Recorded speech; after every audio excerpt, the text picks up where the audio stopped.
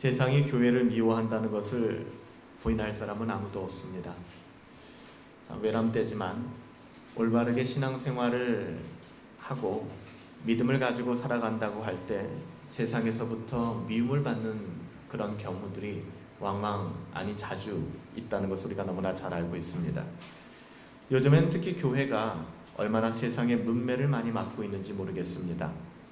그런데 그 상황 속에서도 우리가 인정하지 않을 수 없는 것은 교회가 오늘날의 지탄을 받고 교회가 문매를 오늘날에 맞는 것이 그리스도의 이름 때문에 미움을 받는 것이 아니라 윤리적 수준에서 너무나도 한심해서 욕을 먹는 것이 대부분이라는 사실이 굉장히 괴로운 현실입니다. 오늘날 이런 현상은 사도 베드로가 이미 지적한 대로 베드로전서 2장 20절에 이렇게 증언합니다. 죄가 있어 매를 맞으면 그것이 무슨 유익이 있겠느냐.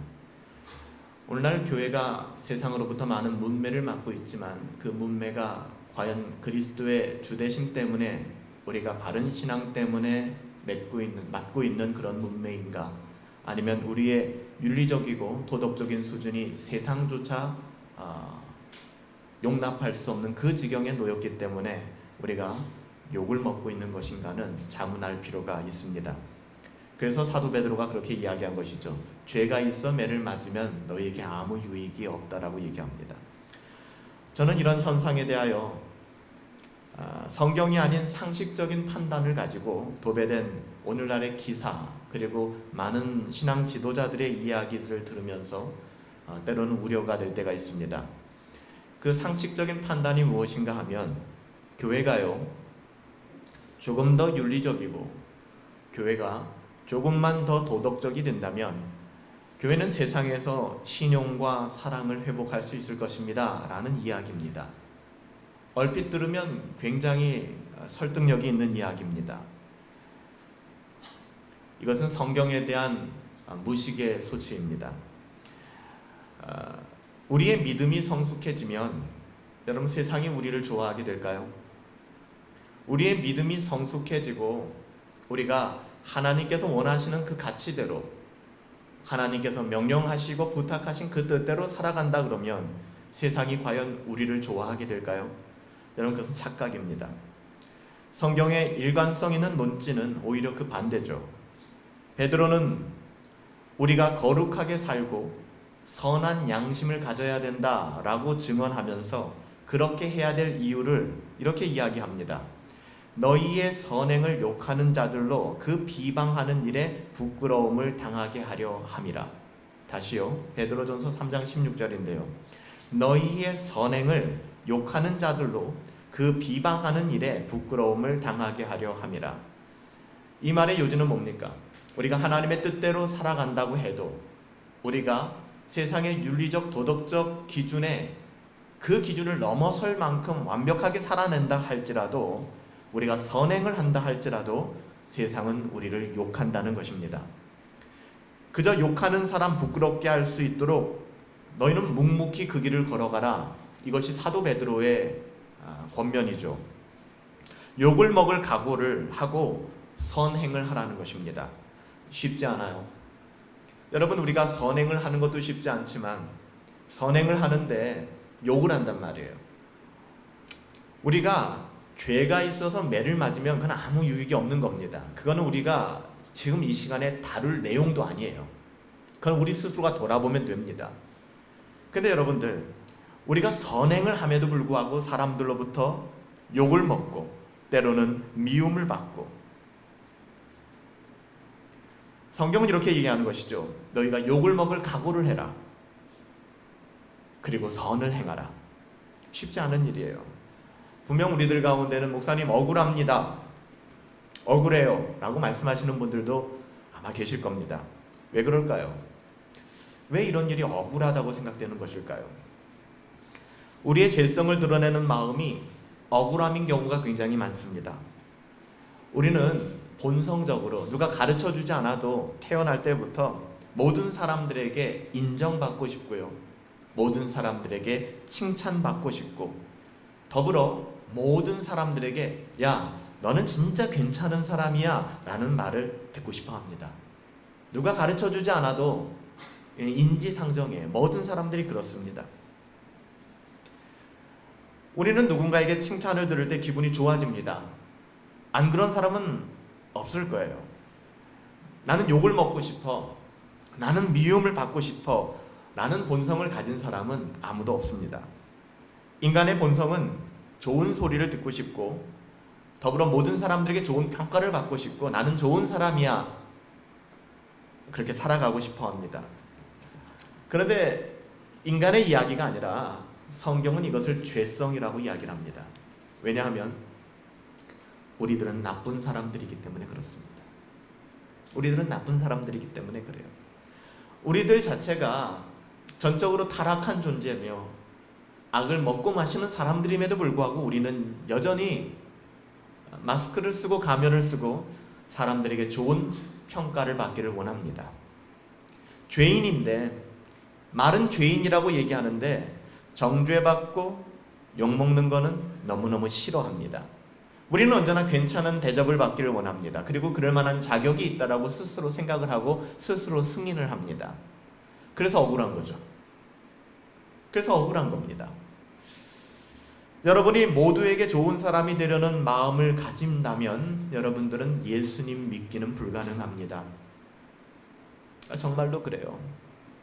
여러분들이 만약에 더불어 모든 사람들과 너무너무 잘 지내고 싶고, 모든 사람들에게 인정받고 싶고, 모든 사람들에게 너 썩 괜찮은 사람이야 라는 그런 별점을 받기를 원한다 그러면 그 마음을 가지고는 예수님을 믿을 수가 없습니다. 예수님을 따라갈 수가 없습니다.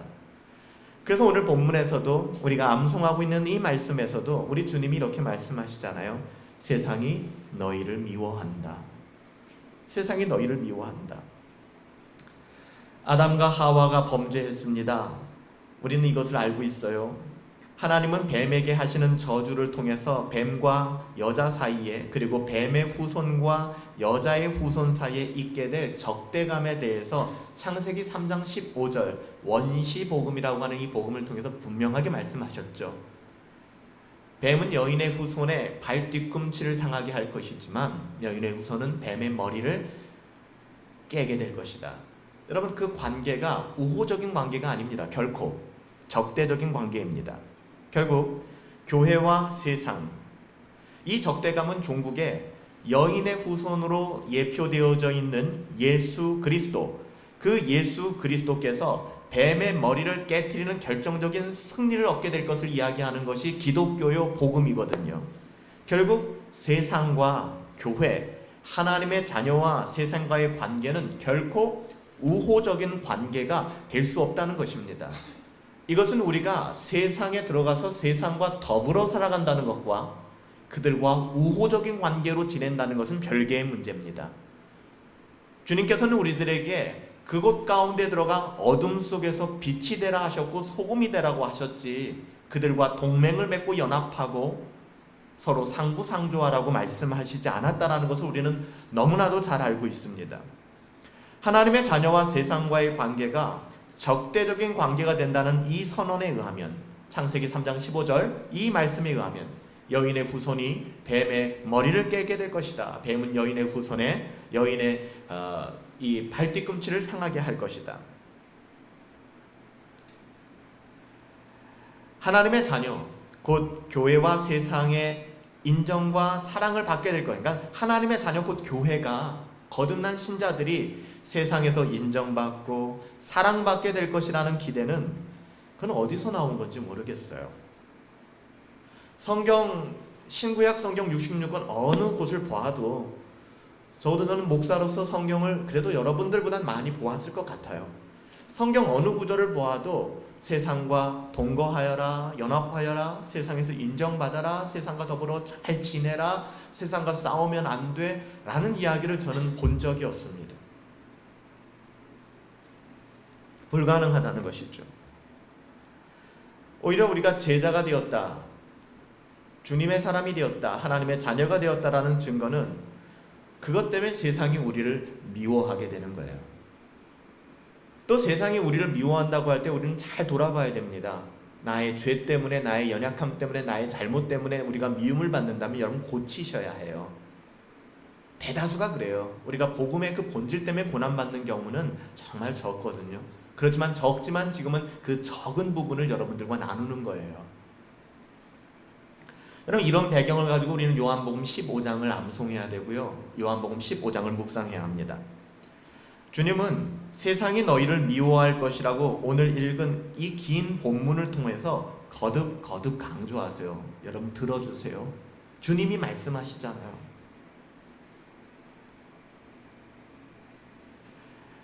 여기에는 예외가 없습니다. 사도 요한은 도리어 이렇게 이야기합니다. 요한 1서에 보면 3장 13절에 또 다른 요한의 편지죠, 요한복음 말고 이렇게 기록합니다. 형제들아, 세상이 너희를 미워하거든 이상하게 여기지 말아라.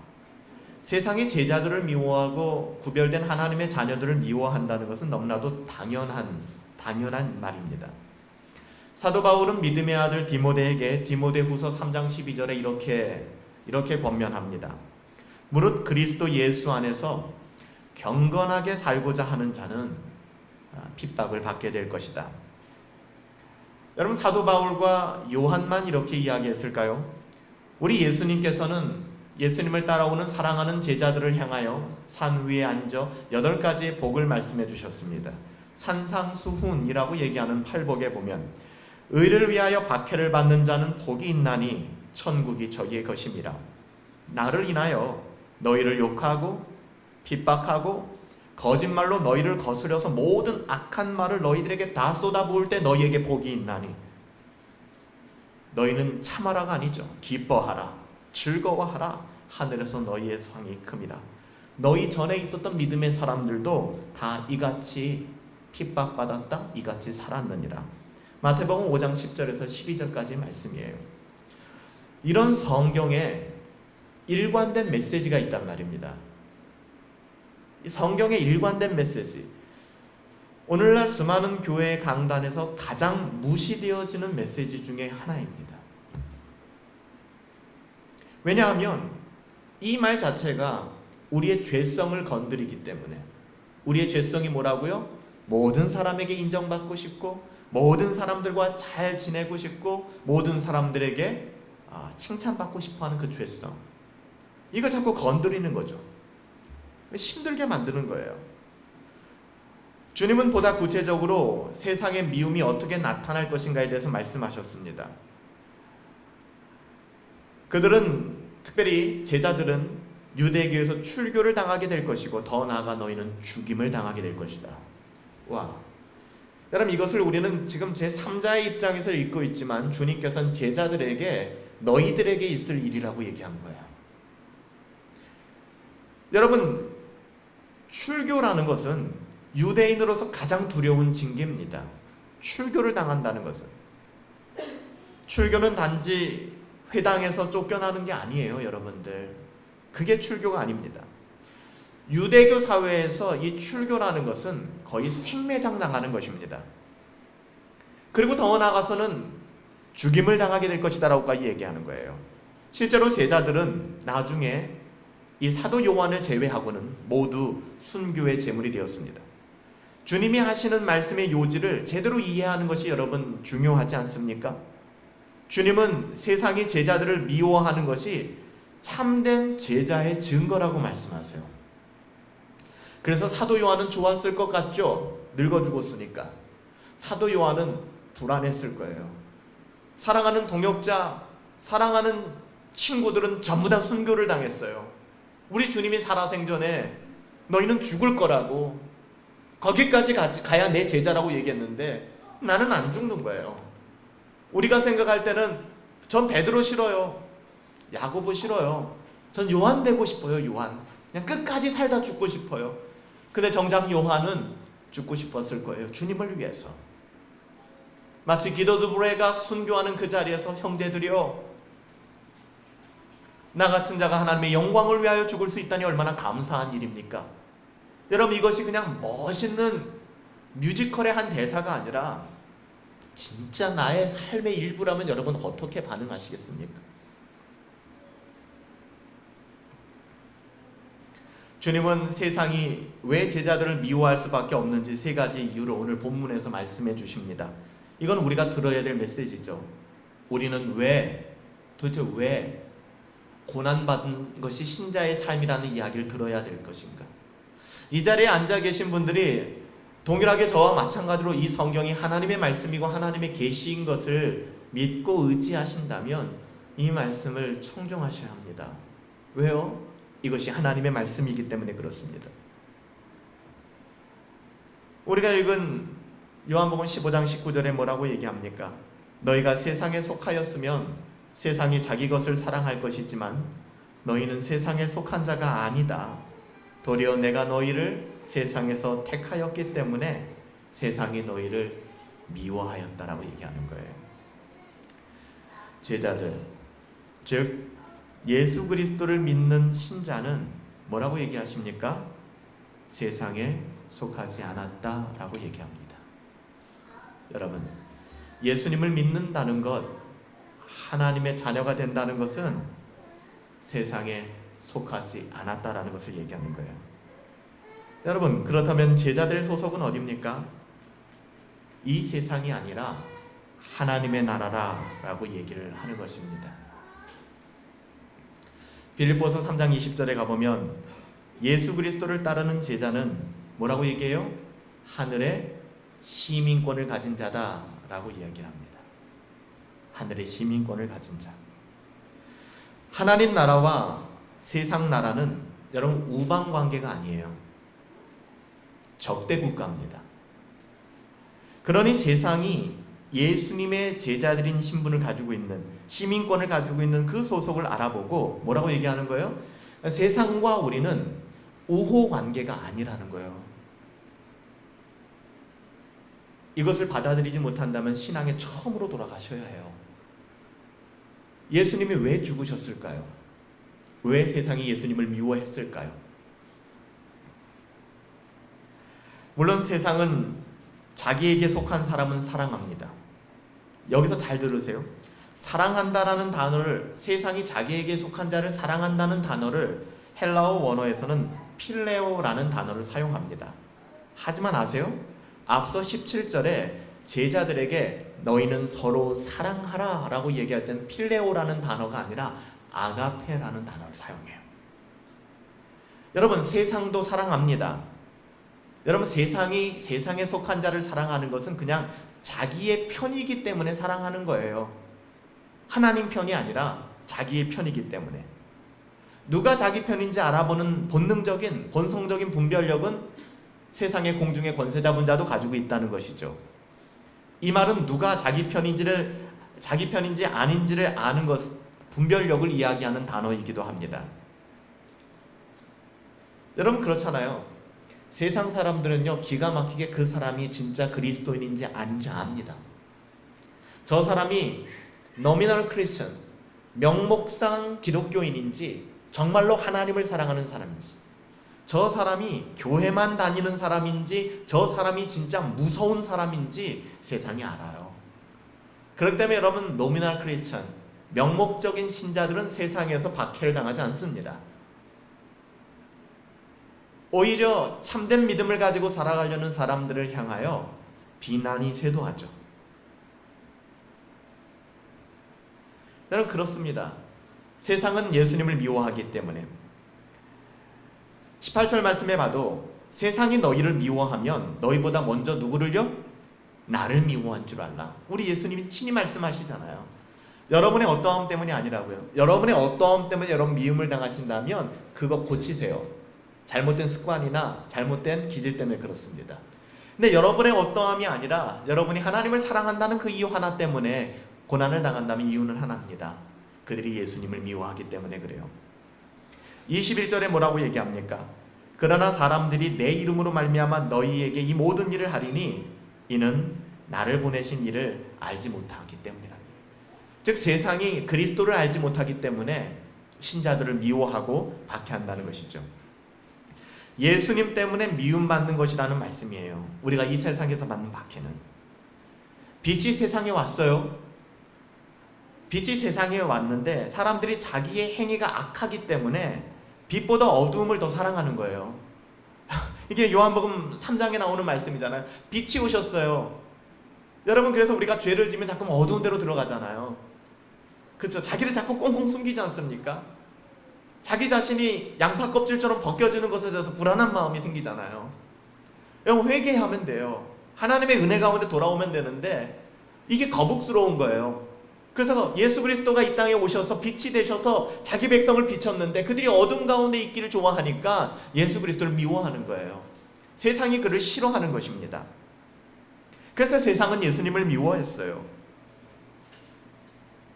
세상이 주님께 한 일은 십자가에 못 박아 죽인 것입니다. 여러분, 세상이 우리 예수님께 한 일이 뭡니까? 예수님을 어떻게 했어요? 예수님을 따라다니기도 했고 예수님을 칭찬하기도 했지만 결국 그들이 선택한 방법은 예수님을 십자가에 죽이는 것이었습니다. 사실상 우리는 그 이상의 대접을 받을 수 없다는 사실을 알고 계세요? 왜 우리는 예수님보다 더한 대접을 받으려고 하십니까? 뭐가 그렇게 억울하세요? 뭐가 그렇게 힘드세요? 뭐가 그렇게 자존심이 상하세요? 우리는 왜 예수님이 당하신 그 대가보다, 그 대우보다 훨씬 더 나은 대우를 요구하고 있습니까? 만약에 우리는 그 이상의 대접을 받을 수 있다라고 생각한다면 우리는 예수님과 상관이 없는 사람들이죠. 만일 저와 여러분이 참으로 예수님을 믿는 신자요, 그래서 예수님을 따르는 제자라고 한다 그러면 결코 예수님이 받으신 그 대우 이상의 대우를 우리는 요구하지 않을 것입니다. 뭐 어떻게 느끼실지 모르겠지만 꿈에서 깨셔야 돼요. 여러분, 꿈에서 깨세요.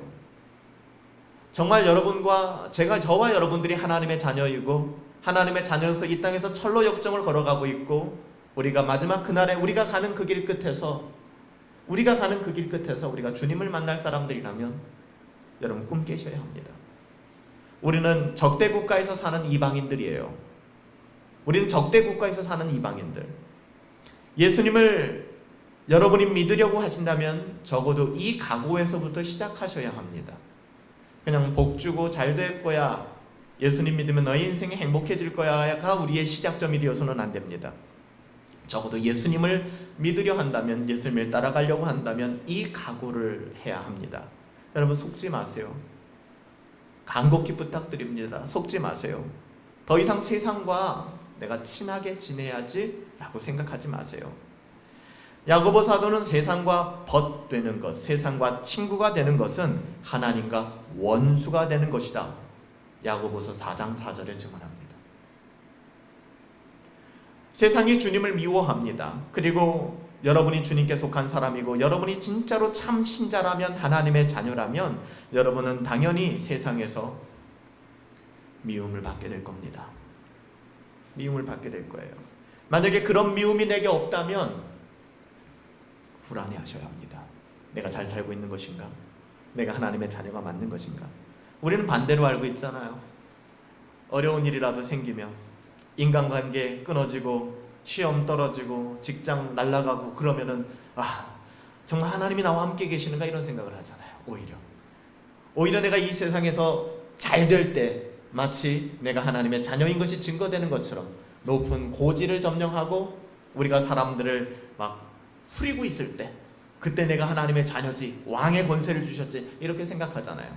그거보다 더 분명한 것은 우리는 이 세상을 살아가면서 핍박을 당할 때 내가 하나님의 자녀구나. 그래서 내가 세상과 벗되어 살아가는 것이 하나님과 원수가 된다라는 야고보의 증언처럼 여러분, 세상이 주님을 미워합니다. 그리고 우리도 세상에서 그들의 미움을 받을 수밖에 없는 것이죠. 여러분, 이렇게 제자들을 미워하고 하나님의 자녀들을 세상이 미워하는 이유는 세상이 하나님 아버지를 알지 못하고 믿지 못하기 때문에 그래요. 너무나 당연한 것입니다. 21절 말씀이죠. 그러나 사람들이 내 이름으로 말미암아 이 모든 일을 너희에게 하리니 이는 나를 보내신 이를 뭐라고요? 알지 못하였음이니라. 예수님을 보내신 하나님을 알았더라면 그들은 예수님을 십자가에 못 박지 못했을 겁니다. 그들은 하나님을 알고 믿는다라고 말하는 사람이었다는 거 알고 계세요? 지금 이 대상들은 하나님을 전혀 모르는 이교도들이 아닙니다. 하나님을 너무나도 잘 알고 있었던 사람들이에요. 그 사람들을 향하여 나는 하나님 너무나 잘 알고 있어요. 나는 신앙생활 괜찮게 하고 있어요 라고 말하는 사람들이었지만 사실은 그들은 하나님을 전혀 모르는 사람들이었다는 것이죠. 세상은 마찬가지로 이 땅에 살아가는 신자들의 아버지도 알지 못합니다. 만일 저들이 우리 아버지를 알았더라면, 하나님을 알았더라면 아마 우리를 존중했을 것입니다. 부러워했을 것입니다. 하지만 불행히도 세상은 아버지를 알지도 못하고 믿지도 못하는 지경에 놓여져 있죠. 그러므로 그 자녀들까지, 그러니까 우리의 어떠함 때문이 아니라 하나님의 자녀고 우리가 그리스도 대신 참 포도나무에 붙어있다라는 그 이유 하나로 우리는 미움을 받는 거예요. 이것이 세상이고 우리가 살아가는 삶이요, 이것이 신앙입니다. 우리가 특별히 주님 자신에게로 초점을 한번 좀 맞춰보십시다. 세상이 왜 그렇게 예수님을 싫어했을까요? 그 이유가 뭘까요? 여러분, 크게 두 가지 때문이에요. 첫 번째는 주님의 말씀 때문이고요, 두 번째는 주님이 하신 일 때문에 그래요. 그래서 세상은 예수님을 너무너무 싫어하고 미워했어요. 그럼 주님의 말씀은 뭐였을까요? 주님의 말씀이 무엇이었길래 사람들이 주님을 그렇게도 미워했을까요?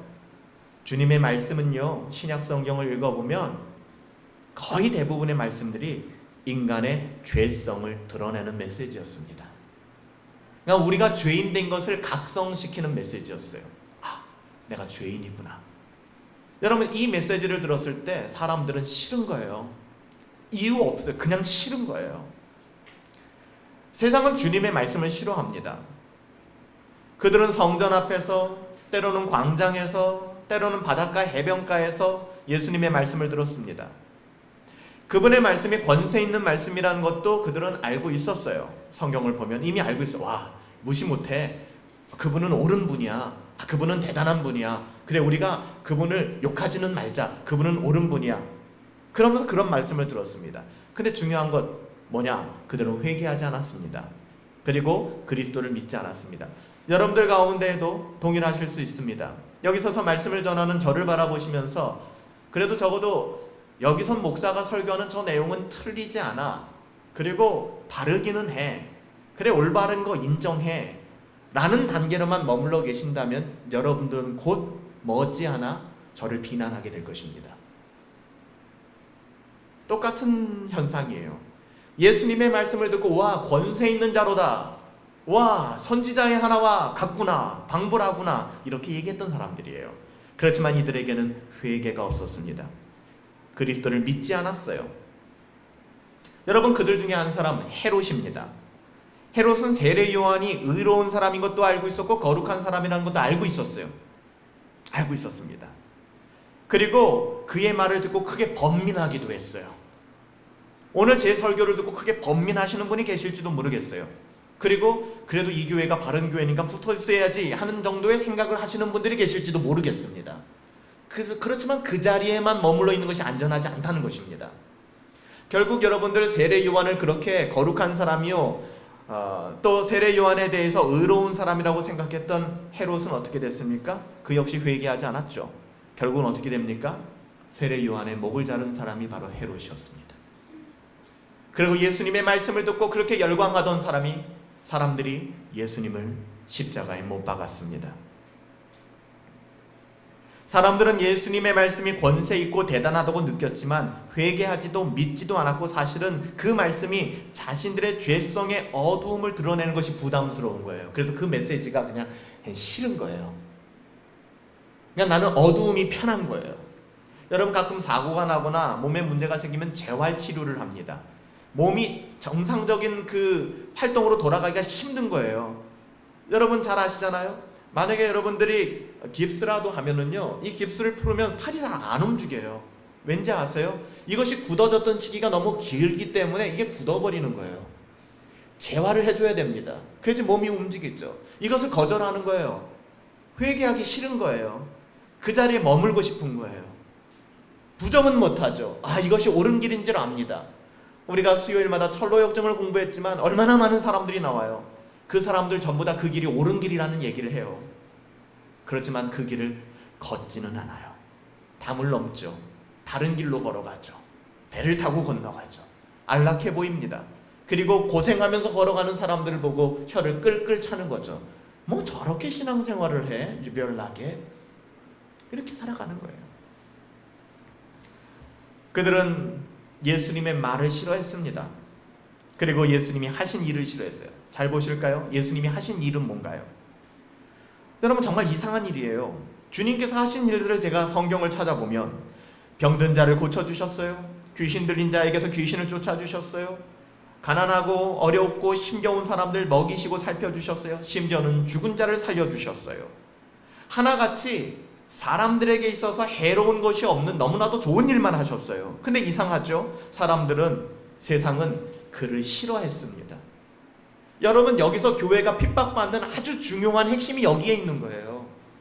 그래서 교회가 세상적 가치만큼 높아지고 교회가 윤리적으로 그리고 세상이 이제 존경할 만큼 살아가면 교회가 인정받을 거야. 여러분, 그건 교회가 아니에요. 그건 교회가 아닙니다. 좋은 조직체는 될 수 있겠지만 교회는 아닙니다. 세상 사람들이 그를 싫어했습니다. 그분이 하시는 일을 싫어했어요. 바로 25절에 사람들이 이유 없이 주님을 싫어한다고 하신 말씀이거든요. 주님은 아마 시편의 다윗의 이 고백을 인용하신 것 같아요. 다윗이 시편 69편 4절에 이렇게 고백합니다. 까닭 없이 나를 미워하는 자가 나의 머리털보다 많고. 와, 까닭 없이 이유 없이 나를 그냥 무작정, 나 저 사람 싫어, 나 쟤 정말 꼴보기 싫어, 쟤 밥맛이야 라고 하는 사람이 이유 없어요. 왜? 아니, 그냥 너가 싫어. 여러분, 이런 경험 해본 적 있으세요? 내가 뭘 그렇게 잘못했다고, 나 잘못한 거 없는 것 같은데 그냥 나 싫다는 거예요. 까닭 없이 나를 미워하는 자가 나의 머리털보다 많고 부당하게 나의 원수가 되어서 나를 끊으려고 하는 자가 강하였나니 내가 빼앗지 아니한 것도 물어주게 되었나이다. 여러분들, 이게 신자의 삶이라는 사실 아세요? 주님이 이 다윗의 고백을 고스란히 가지고 와서 당신의 삶 속에 녹여서 우리들에게 보여주신 거예요. 왜 사람들은 주님의 선한 행위로 인하여 예수님을 미워했을까요? 생각해 보세요. 잘 생각해 보세요. 구약 성경에 가인과 아벨이 있죠. 가인과 아벨. 가인이 왜 아벨을 죽였어요? 여러분, 가인이 왜 아벨을 죽였습니까? 뭐 아니 땐 굴뚝에 연기 나겠습니까? 뭐 아벨 뭔가 부린 게 있지 않겠어요? 이렇게 생각하십니까? 아니면 아벨이 정말 뭔가 잘했더라면 가인에게 목숨을 잃지 않았을까요? 여러분, 가인이 왜 아벨을 죽였을까요? 왜 가인이 아벨을 핍박했을까요? 형을 미워하고 형에게 적대적인 태도를 아벨이 보였나요? 절대 아닙니다. 아벨과 그 재물은 하나님이 연락하셨는데 자신과 자신의 재물은 하나님이 연락하지 않으셨다는 것 때문에 죽였죠.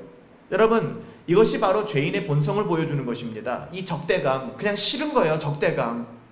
그러니까 가인도 아벨이 그냥 싫었을 거예요. 에서도 야곱이 그냥 싫었을 거예요. 그냥 꼴보기 싫었을 거예요. 그냥 이유 없는 미움의 근거를 드러내는 거예요. 물론 조금조금한 사건들과 스토리는 있지만 그 스토리로 합당화하기에는 그 미움이 너무 커요. 사도 요한은요, 가인이 아벨을 죽인 것을, 그러니까 제 얘기가 아니에요. 제가 임의대로 성경을 해석하는 게 아니라 사도 요한은 가인이 아벨을 죽인 것을 뭐라고 얘기하는지 아세요? 즉 구약의 사건을 신약에서 성령님께서 재조명하시고 보여주시는 거죠. 잘 모르니까 구약만 보면은.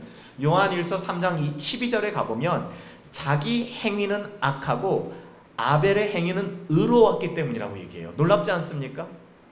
악한 자는 회개하고 돌아와야죠. 근데 악한 자는 의로운 자를 죽여버리는 거예요. 핍박하는 거예요. 하나님 억울해요. 우리 주님이 그것을 당하셨어요. 이 땅에 오셔서. 여러분, 자기의 행위는 악하고 아벨의 행위는 의로웠기 때문에 아벨을 죽여버렸다. 사도 요한은 가인이 악한 자에게 속하였기 때문이라고 얘기하는 겁니다. 이유가 없는 거예요. 악한 자였기 때문에. 예수님의 의로운 행위는 인간의 영적인 불능을 드러내는 것이었습니다. 인간의 자존심은 예수님께서 오셔서 그들이 아무것도 할 수 없는 영역에서 그 선하신 일을 하는 것, 그리고 그분을 의지하게 만드는 것, 그게 싫었던 거예요. 그 사람들은 그냥 싫은 거예요. 이유가 없어요.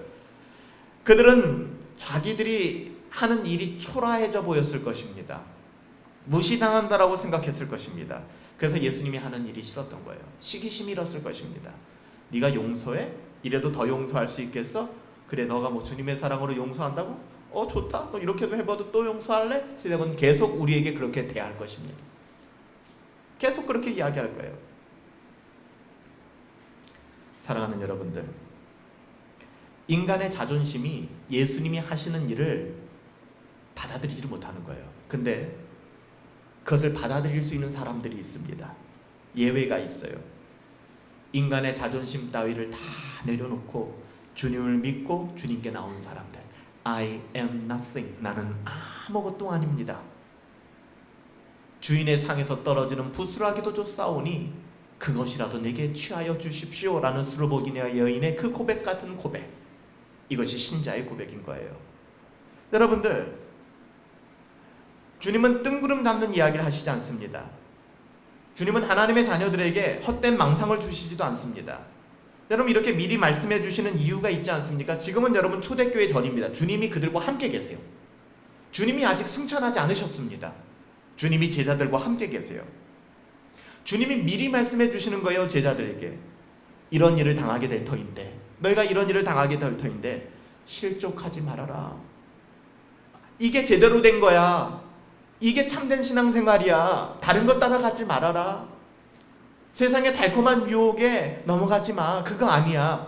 그래서 요한복음 바로 15장 넘어서 16장 1절에 가보면은 이 이야기를 하시는 거예요. 이런 일을 너희가 당하게 될 때 실족하지 말아라. 그리고 주님이 함께 계실 때 이런 말씀을 하셔야 할 필요가 굳이 없었어요. 이제 떠나가실 때가 되자 주님께서는 이 말씀을 하시면서 당부하시는 겁니다. 함께 계실 땐 이런 말씀 안 하셨어요. 이제는 곧 떠나가게 되니까 말씀하시는 거죠. 실제로 우리는 예수님이 승천하셨죠. 죽으시고 승천하셨죠. 그리고 약속하신 보혜사 성령님이 강림하신 이후에 교회라는 것이 설립되었어요. 교회라는 것이 만들어졌죠. 그리고 교회라는 것이 설립되면서 시작된 것이 무엇일까요? 교회가 세워지고서 여러분들 사도행전을 보면 교회가 세워지고 나서 정말 그냥 몰려온 것이 무엇이었습니까? 세상의 미움과 적대감이었어요. 교회는 세상에서 미움과 적대감의 대상이 되었습니다. 박해와 핍박의 대상이었습니다. 사도행전이 그것을 증언하지 않습니까? 그치지 않았습니다. 그리고 지금까지 참된 교회는 핍박을 당하게 되어 있습니다. 이 세상에 속하지 않았지만 이 세상을 살아가야 하는 그리스도의 제자들은 세상에서 미움을 받아요. 여러분, 이것을 꼭 기억하십시오. 이 속에서 우리는 살아가는 거거든요. 이 속에서. 그래서 저는 여러분들에게 부탁을 드립니다. 오늘 설교의 제목이 미움받을 용기. 한때 떠들썩했던 책 제목과 똑같은 이름인데 그것과 정반대의 이야기죠. 미움받을 수 있는 참된 용기, 그것은 세상에서 미움받는 것은 내 낙심의 근거가 되는 것이 아니라 확신의 근거가 되는 것입니다. 할렐루야. 여러분, 이 말씀을 이해하십니까? 내가 세상에서 미움받는 것은 내가 낙심하는 근거가 되는 것이 아니라 오호라, 내가 하나님의 자녀구나, 구름같이 허다한 믿음의 사람들과 나는 같은 경주를 달려가고 있는 사람들이구나, 이 확신을 주는 거예요. 먼저 세상이 나를 미워한다면 그것은 낙심의 근거가 아니라는 사실입니다. 그런 일이 일어나면 우리는 낙심할 것이 아니라 도리어 확신에 이르러야 합니다. 어떤 확신입니까? 세상이 나를 알아주는구나. 내가 하나님의 자녀인 걸 세상이 알아주는구나. 세상이 나를 이렇게 인정해 주는구나. 내가 하나님의 자녀인 것, 내 이마에 그리스도의 인이 박혀 있는 것을 알아주는구나. 너는 우리에게 속한 자가 아니다. 너는 예수께 속한 자구나. 그래서 나는 예수 싫기 때문에 너도 싫어. 이것을 확증받는 거 아닙니까? 그거잖아요. 우리가 예수께 속한 사람들이기 때문에. 이것이 바로 세상이 그리스도의 제자들을 인정해 준다는 표식입니다. 세상의 미움을 받는 것은 여러분 선택사항이 아니에요. 그것은 모든 그리스도인, 그리스도를 사랑하고 그리스도를 따라가는 모든 그리스도인의 표시입니다. 그러므로 우리가 예수님을 믿는다는 것, 예수님의 이름으로 세상에서 미움을 받는다면 그때 우리는 아하, 내가 예수께 속한 자구나. 외로우세요? 영적으로? 그 외로움을 느낄 때면 아하, 나는 예수께 속한 자구나. 때로는 괴리감이 느껴지고 억울한 마음이 생겨요. 아하, 내가 예수의 사람이구나. 바로 그거예요. 더욱 분명히 예수님께 속한 자로서 하나님 내게 믿음을 주세요. 믿음으로 반응하자. 여러분, 이것이 하나님께서, 우리 주님께서 우리에게 당부하시는 삶이 아닐까요? 성경은 이런 태도로 끝나면 된다라고 얘기하지 않습니다. 만일 예수님의 이름으로 우리가 세상에서 미움을 당하여 불이익을 당하고 곤란을 겪게 된다면 더 우리가 감당할 수 없는 말을 하시는 거죠. 즐거워하라라고 얘기하는 거예요. 와, 여기까지는 못하겠어요 하시는 분들 많죠. 예, 그래서 우리는 더 기도해야 하는 거예요. 믿음을 부여해야 되는 거죠. 목사님, 참으라면 참겠어요. 근데 기뻐하라뇨. 내 안에 기쁨이 없어요. 옳은 말씀입니다. 그 기쁨은 우리 안에서 만들어질 수 있는 게 아니에요. 그냥 우리는 기뻐할 수가 없습니다. 우리의 힘으로 되어지는 것이 아니에요. 만일 예수님의 이름으로 우리가 세상에서 미움을 받으면, 불이익을 당하고 곤란을 겪게 되면 즐거워하라. 우리가 정말 복받은 사람, 행복한 사람이다 라고 성경이 이야기하는 것이죠. 성경이 그렇게 얘기하세요. 베드로전서 4장 12절부터 14절 말씀.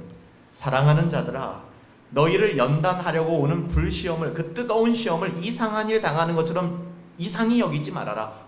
왜 이러지? 내가 뭐 신앙생활 잘못했나? 이렇게 여기지 말아라. 오히려 너희가 그리스도의 고난에 참여하는 것을 즐거워하라. 그리스도께서 고난을 받으시고 비오돌로사의 그 거리를 걸으셨던 것처럼 너희가 그 고난에 동참하는 것을 즐거워하라. 이는 그 영광을 나타나실 때에 너희로 즐거워하고 기뻐하게 하려 함이라. 마지막 그날, 주님 만나는 그날에 우리에게 기쁨과 즐거움이 더 넘치게 될 거예요. 너희가 그리스도의 이름으로 치욕을 당하면 복된 자로다. 영광의 영, 하나님의 영이 너희 위에 계십니다. 할렐루야. 너무나도 이 말씀이 우리에게 위로가 되지 않습니까?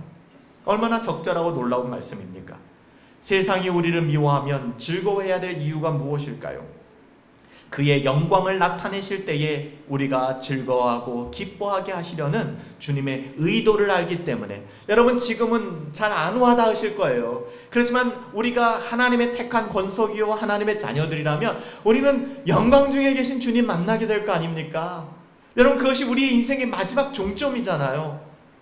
여러분, 인생의 장막을 벗고 주님 만나는 그날, 이 세상의 썩어질 어떠함을 다 내려놓고 가는 그날, 우리는 바로 그 자리에서 그의 영광을 나타내실 때에 우리가 즐거워하고 기뻐하게 하여, 주님의 의도가 여기 있으셨구나. 우리의 주님은 세상의 미움을 받아서 고난을 당하신 분이십니다. 세상이 주님을 미워했습니다. 그래서 죽임당하신 어린 양이라고 합니다. 그런데 우리가 그 영광의 주님을 만나게 될 때에 고난받으신 주를 따라 고난 피하여 살지 않고 세상의 미움 피하여 살아가지 아니하고 그 모든 것을 주님과 더불어서 동일하게 우리가 뒤집어 쓰고 살았다면 영광의 주님 만난 제자들의 영광이 얼마나 크겠습니까? 우리 주님 가신 그 길인데 나도 피하지 않고 주님 그 길 걸어갔어요. 우리가 지금 철로의 역정 공부하잖아요. 이브 크리스티아나의 삶, 남편이 걸어갔던 그 길을 계속 똑같이 걸어가는 거잖아요. 바로 그거예요. 여러분, 이런 태도는 우리들이 가져야 될 태도뿐만 아니라 초기 사도들에게 초대교회에서 우리가 아주 흔하게 보는 이런 태도들입니다. 여러분, 사도행전 5장 40절부터 41절이에요. 제가 읽어드릴게요. 사도행전에 뭐라고 기록되어 있냐면, 그들이 옳게 여겨 사도들을 불러들여 채찍질하며 예수의 이름으로 말하는 것을 금하고 놓아주니 사도들은 그 이름을 위하여 능욕받는 일에 합당한 자로 여김을 기뻐하면서 공회 앞을 떠났더라. 여러분, 우리랑 똑같은 사람들이에요. 교회사에 있었던 사람들입니다. 이 사람들이 자기 소견대로 옳은 사람들에게서 체포되어서 채찍질을 맞았대요. 여러분, 당시의 채찍은 어떤 채찍인지 아시죠? 그냥 채찍질이 아니라 때로는 그 채찍 끝에 동물들의 뼈나 납조각 같은 걸 달아가지고 찍을 때마다 그 살이 찍혀 나오는 그런 채찍이었어요. 때로는 그 채찍을 맞아서 온몸에 상처가 나고, 우린 조금 손에 베이기만 해도, 칼에 베이기만 해도 이거 가지고서 엄살을 부리는데 살점이 떨어져 나가고 수많은 어려움들을 당하고 사람들이 배가 망신했다라고 능멸하고, 그리고 이제 방출된 거죠. 얻어맞고 터져가지고 성한 모습이 아니었어요. 근데 뭐라고 얘기해요? 능욕받는 일에 합당한 자로 여기심을 받는 것을 기뻐. 그 이름을 위하여 능욕받는 것이 합당한 자로 내가 여김받았다는 건 너무 행복한 거예요. 그리고 기뻐하면서 공회를 떠났다는 거예요. 여러분, 어떻습니까? 놀라운 태도예요. 여러분, 이것이 와 놀랍다, 대단하다 이게 아니라 이게 신앙입니다. 이게 신앙이에요. 우리가 앞에서 읽었던 주님의 말씀도 그렇게 가르칩니다. 의를 위하여 핍박을 받으면 복이 있고 천국이 저희의 것임이라. 예수님 때문에 욕을 먹고 박해를 당하고 사람들에게 거짓으로 지어낸, 사람들이 거짓말로 지어낸 이 모든 것들 때문에 우리가 험담을 당하고 능명을 당하고 억울하게 생각하지 말아라. 도리어 기뻐하고 즐거워하라. 왠지 아냐? 하늘에서 너희에게 주어질 상이 커 라고 얘기하는 거예요. 모세도 그랬어요. 도리어 하나님의 백성과 함께 고난받기를. 모세는 이집트 왕자였잖아요. 적당히 이집트 왕자로서 친밀하게 세상과 지냈으면 그는 어려움 당하지 않습니다. 그렇죠? 도리어 하나님의 백성과 함께 고난받기를 잠시 동안 죄의 낙을 누리는 것보다 더 좋아했고, 그리스도를 위하여 받는 수모를 애굽의 모든 보화보다 더 크게 여겼으니 이는 상 주시는 이심을 바라보았기 때문이다. 히브리서 11장 25절 이하예요. 놀랍지 않습니까? 모든 믿는 사람들이 믿음으로 살아갔던 삶이 바로 이런 삶입니다. 그들은 하나같이 세상이 미워했던 사람들이에요. 세상에 가만 안 두려고 했어요. 하지만 그들은 언제나 그것을 기쁘게 여겼습니다. 고난과 박해, 중상모략을 당하고 욕먹는 일, 그 자체를 즐거워할 수는 없겠죠. 그 즐거워하는 사람이 누가 있겠습니까? 하지만 그것이 바로 예수님의 제자된 증거이기 때문에, 그리고 그를 위해 예비한 상이 있는 것을 바라볼 때에 그들은 기뻐하고 즐거워할 수 있는 거예요.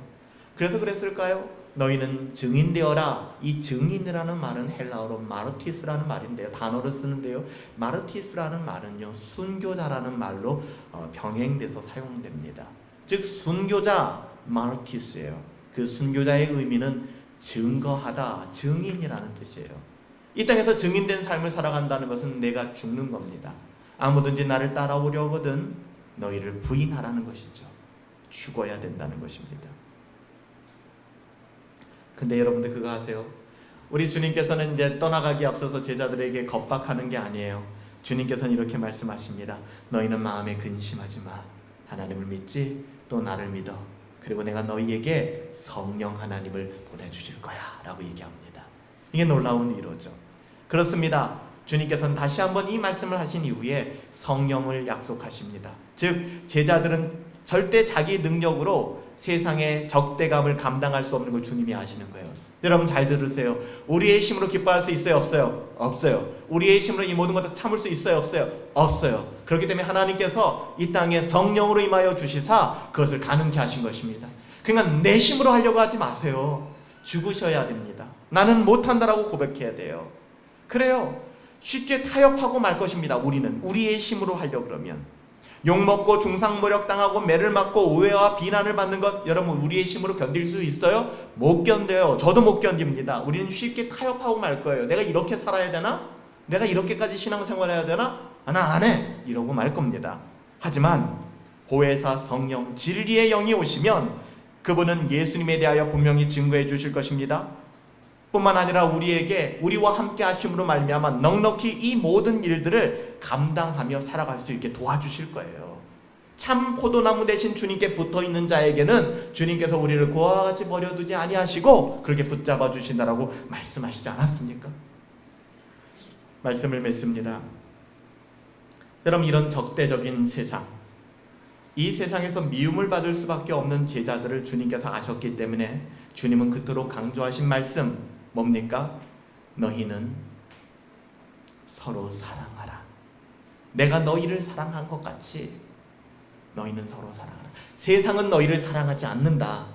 이거는 우리가 그냥 적당한 사랑이라는 관념을 가지고 우리 부모님 사랑해야지, 우리 직장에 있는 나 꼴보기 싫은 직장 동료 사랑해야지 얘기가 아니에요.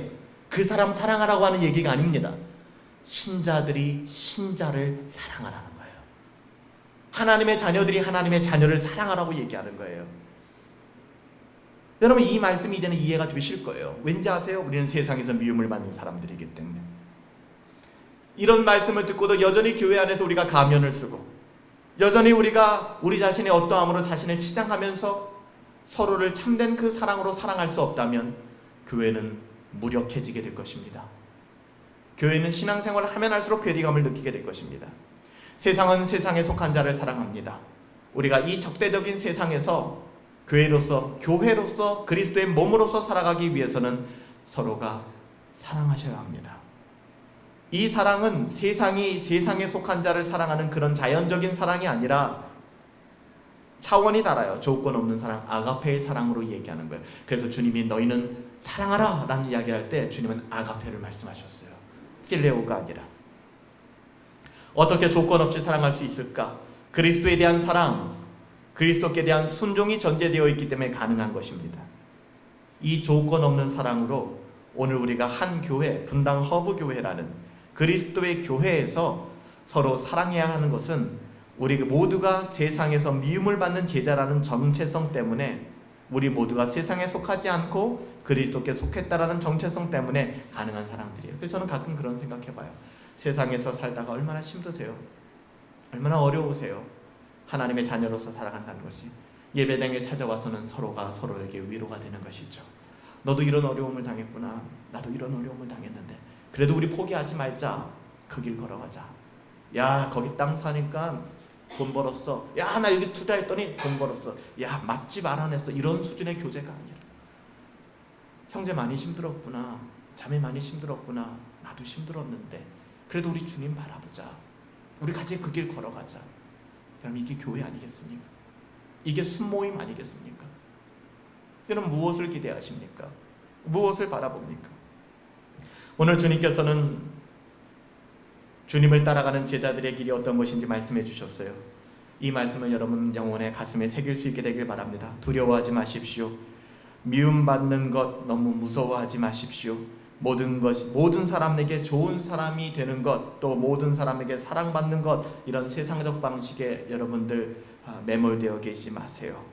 그리고 성령님과 함께 그리스도를 증거하기를 두려워하지 마십시오. 그리스도와 함께 고난을 받으면 그것이 복되고 영광스러운 일이라는 사실을 기억하시기 바랍니다.